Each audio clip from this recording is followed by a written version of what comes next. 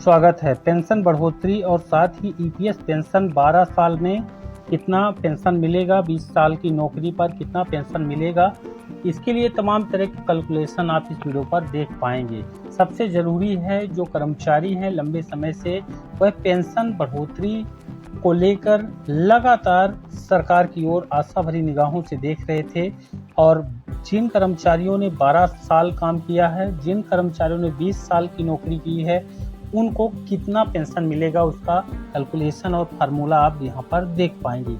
EPF pension 12 साल और 20 साल की नौकरी पर कितना मिलेगा, समझे पूरा कैलकुलेशन। कर्मचारी भविष्य निधि संगठन की तरफ से यह सुविधा दी जाती है।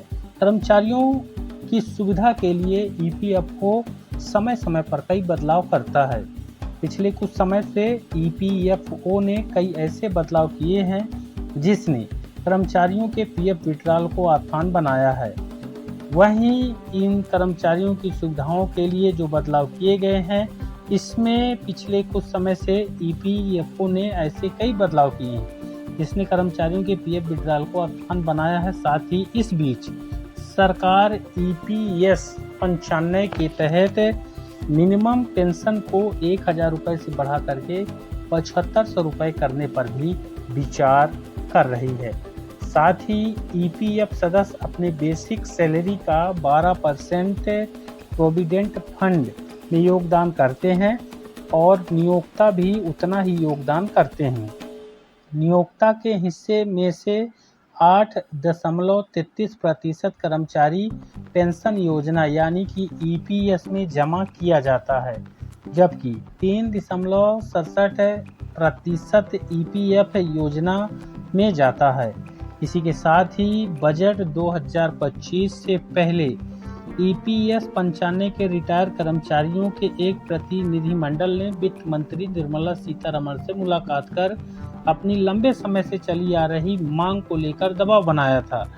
अब उनकी मांग थी कि उन्हें न्यूनतम 7500 रुपये प्रति महीने पेंशन के साथ साथ महंगाई भत्ता डीए भी दिया जाए।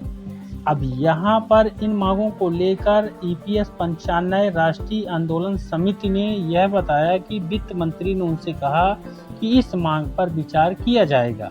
अब आइए जानते हैं कि आपको ईपीएफओ के तहत मौजूदा फार्मूले पर कितनी सैलरी यहाँ पर मिलेगी।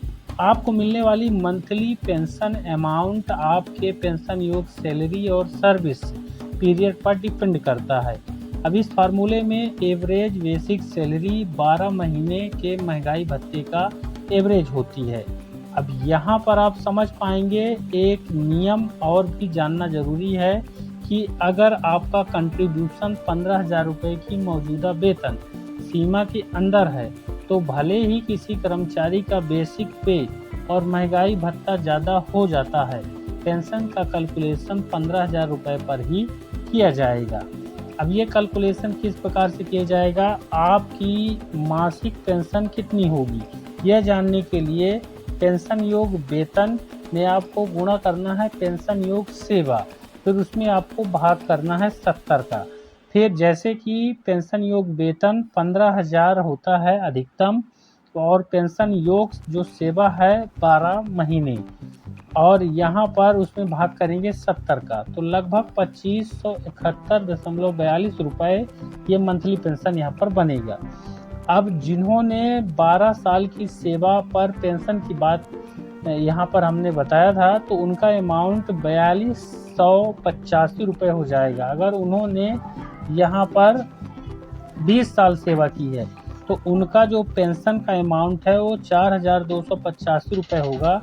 इसी आधार पर आप बाकी पेंशन का भी कैलकुलेशन बड़े ही आसान तरीके से कर सकते हैं। मुझे उम्मीद है जानकारी सभी पेंशनर्स के लिए उपयोगी है। वीडियो को लाइक और शेयर करके हमारे चैनल पर नए हैं तो सब्सक्राइब जरूर कर लीजिएगा। धन्यवाद।